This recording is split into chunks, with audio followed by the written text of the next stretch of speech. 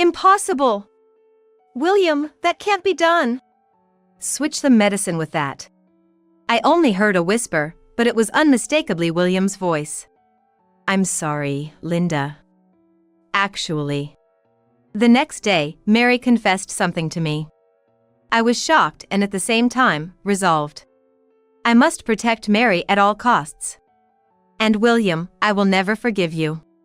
My name is Linda. A 55-year-old housewife. Recently, my only son John got married, and I felt at ease. My husband William and I are the same age. Guess we need to start thinking about our retirement, huh? We would laugh about it. John used to live alone in an apartment about a 5-minute drive from our house. It was a studio apartment. So, after getting married, the newlyweds moved to a bigger apartment. Their new place was even closer to us, just a 10-minute walk away. William and I thought, it's comforting to have John so close. But I felt a bit uneasy. Being so close to the house means we need to be careful not to overstep boundaries. I was warned by a friend before. At this age, most of my friends have become mother-in-laws just like me. And from them, I got various pieces of advice. The most shocking was about sons' wives. People have two sides. Just because she smiles in front of you doesn't mean she's happy. My friend said in a serious voice. In essence, don't be fooled by the superficial smiles of sons' wives. No one wants to doubt the smiling face of their son's wife. But my friend's words were convincing. In fact, this friend got along well with her daughter-in-law, meeting up frequently. She was like a real daughter to me. She'd often say. However, it turned out the daughter-in-law had been forcing herself to accommodate herself to her mother-in-law. One day, her pent-up frustrations exploded, and she got angry. They almost broke off their relationship, but somehow they managed to calm things down. At the end of the day, we're strangers. A proper distance is crucial. I remember the tired sigh and the lonely look on my friend's face. Mary, who married John, is a really nice girl. Always smiling and great at listening to others. Truly adorable. I wondered how such a nice girl ended up marrying John. When I visited the apartment, Mary greeted me with a smile. Furthermore, feel free to visit anytime, she said. I want to believe there's no lie in her words or smile. But taking everything she says at face value and imposing could be dangerous. To get along with a son's wife, such caution is necessary. By being cautious, we maintained a good relationship. We meet only when invited by the couple. We also refrain from contacting them unless necessary. It feels a bit lonely, but thanks to this, we've been able to get along without any issues. However, one day, when my son and his wife came to visit, they made a surprising request. Excuse me? What did you say? I asked again, and John repeated the same words. That's right, I've been assigned to work overseas, so we want Mary to stay here with you. John had been on business trips abroad before. But this was his first long-term assignment. Upon asking, it turns out the duration is at least 2 years. And it might extend beyond that. 2 years? Is it okay for a couple to be apart for so long? Wouldn't it be better for Mary to go with you? Mary has her job, and I'll be busy abroad. It's safer for her to live with you guys than alone in a foreign country. John looked to Mary for consent, and Mary nodded with a smile. Really? We don't mind, but if we can support our son and his wife, that would be wonderful. But, is this really what Mary wants? Living with us, the in-laws, might be less comfortable for her than following John abroad. If Mary's parents were around, maybe she could have relied on them, but both of Mary's parents have passed away. But why can't she just live on her own? The apartment is close, and of course, we'd be happy to help if anything happens. There's no need to live together unnecessarily. Thinking it would be better for Mary, I suggested this to the couple. But, for some reason, that won't work. Mary immediately said. Mary has some bad memories from the past, and she can't live alone. Mary nodded. Is that so? I'm sorry for not knowing. No, it's fine. Then, living together might be the only option. At that moment, William, who had been silently observing, said, "If that's the case, she should stay with us. There's no need to hesitate. Mary is our daughter now." William smiled at the couple. "Besides," he added, "I often come home late from work. It'd be better for Linda to have Mary around than to be alone." True, William doesn't start work early, but he often comes home late. It's reassuring not to be alone at such times. Yes, if Mary is okay with it, let's live together happily. Indeed, there are benefits to living together. Not only drawbacks. And unlike me, a housewife, Mary has a job. We won't always be together. Maybe we could make it work. Thank you. I'm looking forward to it. Us too. And so, Mary began living with us. I was nervous about living together, but Mary was indeed a good person. "Linda, good morning. Would you like to join me for breakfast?" When I woke up, there were delicious-looking scrambled eggs, sausages, and soup on the table. "Oh, thank you. I'm so happy to have someone cook for me, it's never happened before. But, it must have been a lot of work." "No, I was making some for myself anyway. I hope it's good." "Let's eat." "Yes, it's delicious." "I'm glad." Mary has a job, so I did most of the housework. But Mary never dumped everything on me. Instead, she actively helped with the chores. John really has an eye for people. Marrying someone as wonderful as Mary, he's a lucky guy. I looked to William for confirmation. Indeed. And he smiled. Living together seemed problem-free. However, about a month into our living together, I noticed a change in Mary. She still did housework between her job duties but started to stay in her room unusually often. After meals, she'd head straight to her room and not come out until morning. Even in the morning, she used to have breakfast with us, but now she'd leave for work before we even woke up. Did I do something to make her dislike me? It's lonely. I told this to William, who returned home late. Are you thinking too much? Mary might just want some alone time. That may be true, but I feel like she's avoiding us. Living together with us. Mary has to be considerate of us every day. Maybe she's tired of it. As I pondered, William patted my shoulder. Don't be too anxious. It's bad for your health. Don't fall sick again. I had previously been hospitalized for a stroke. Remembering that, William looked worried and stroked my back. I'm fine. I'm taking my medication properly. But maybe I am overthinking it. After that, Mary avoided me even more, but I tried not to mind it. Weekdays were okay, but weekends were hard. On weekends, William would go out alone. So, I often went out with Mary. Even if we didn't go out, we chatted at home while eating snacks and spending time together. But recently, Mary would refuse even if I invited her. Moreover, she started going out every weekend. Are you going out now? I casually asked Mary as she was heading to the entrance. Mary looked puzzled and said, This has nothing to do with you. Please leave me alone. Then Mary hurried out of the house. I understood she was rejecting me. Having been close at first, I was more shocked than I imagined. Since then, I've also started avoiding Mary somehow. Will things stay this way until John returns from abroad? Maybe it would be better for both of us to stop living together now. I wanted to talk to William, but, as luck would have it, he was not around. William had been away on a business trip for 2 weeks. The weekends were painful for me, so I tried to go out as much as possible. I didn't want to run into Mary. When I got home, I could hear Mary's voice coming from her room. It sounded like she was talking to someone. Since Mary wouldn't invite guests over without telling me, she must be on the phone. I'm home. I called out and approached her room.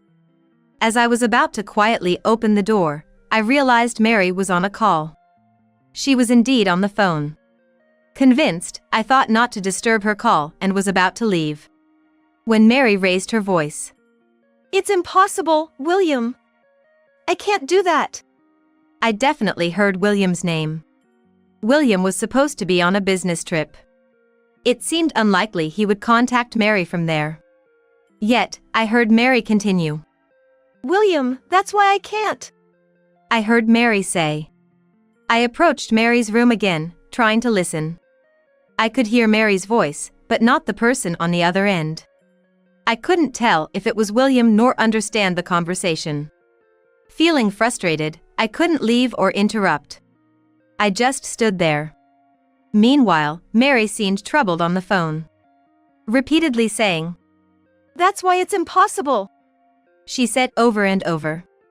Was William asking her for something? Maybe I should help. But she'll find out I was eavesdropping. It might worsen our already strained relationship. Yet, it's sad to think our relationship could get any worse. As I was pondering this, Mary cried out in distress. Almost simultaneously, I heard something fall. Soon after, William's low voice filled the room. "Switch the medicine with that." Perhaps Mary dropped her smartphone, causing it to switch to speaker mode.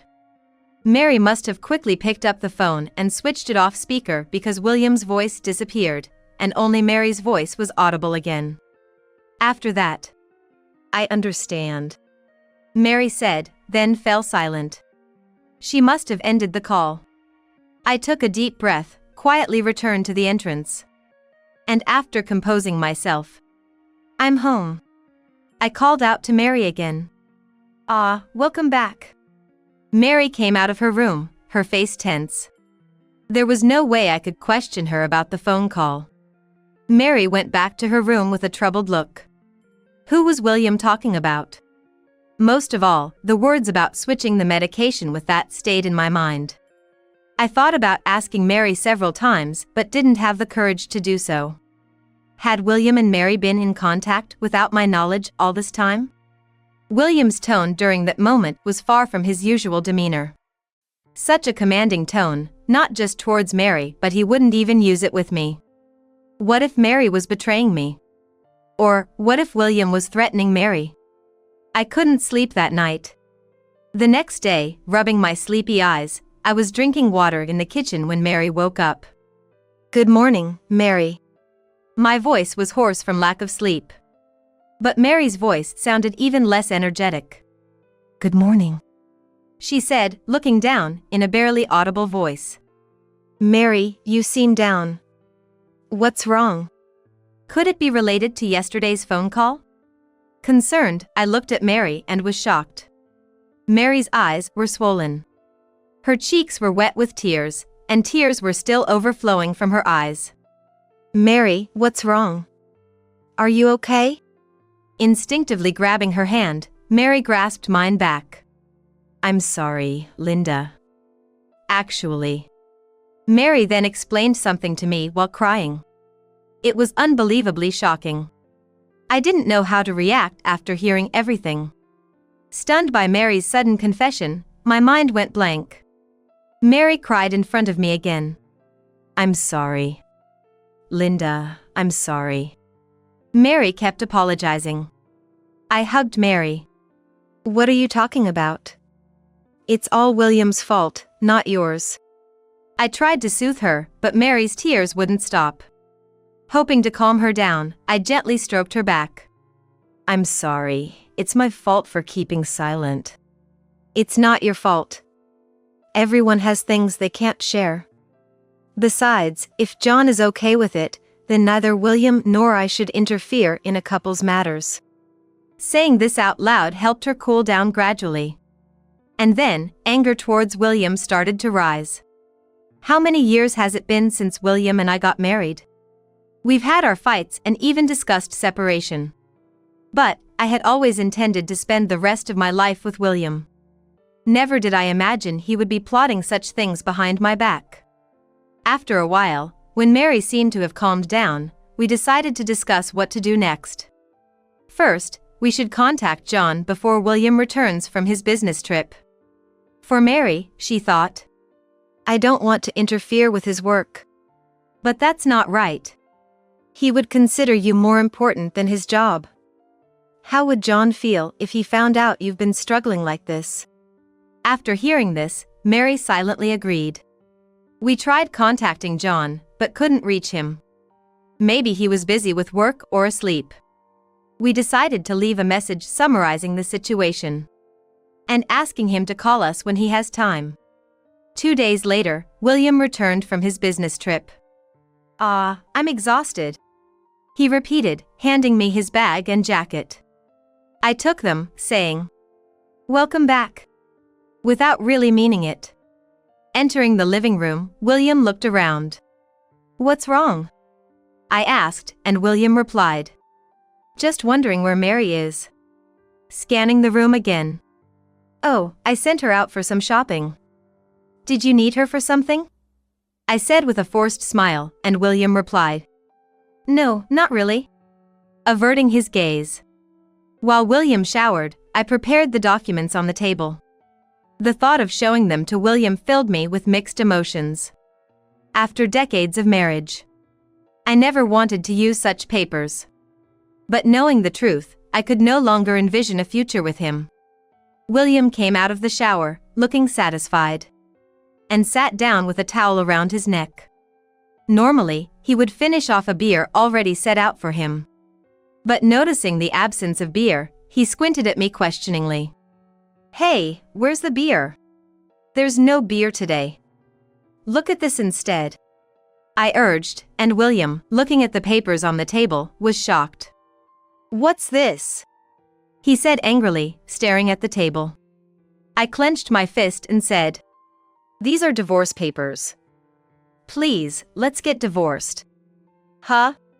William shifted his gaze from the divorce papers to me. "Divorce? Why?" I sensed more anger than confusion in William's voice and expression. "Why does someone like me have to be told by you to divorce?" I can almost hear him saying that. "It seems like you wanted a divorce, right?" William looked surprised. "No, I never, that." I couldn't help but laugh. "What's so funny?" "Because you're so flustered." "Oh right, you didn't want a divorce, you wanted to remarry." William remained silent, looking troubled. I know everything. Your affair with another woman, trying to make me take medication to be with her, and what I can't forgive the most is that you threatened Mary." William turned pale and started to sweat. With that face. "It's not true, that's not it." He kept repeating excuses. "Whatever you say is pointless. I heard everything from Mary." "Mary, that bastard." Mary had debts before getting married. It seems William found out when she was talking to John about it on the phone. The reason she couldn't live alone was because she wanted to use the rent money to repay the debt. Knowing she had no money, William must have thought he had the upper hand.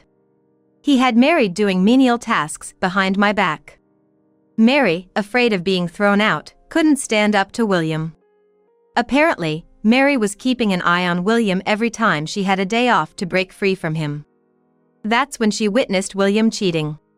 When she confronted him, "Linda will be the one who's sad," he brazenly responded.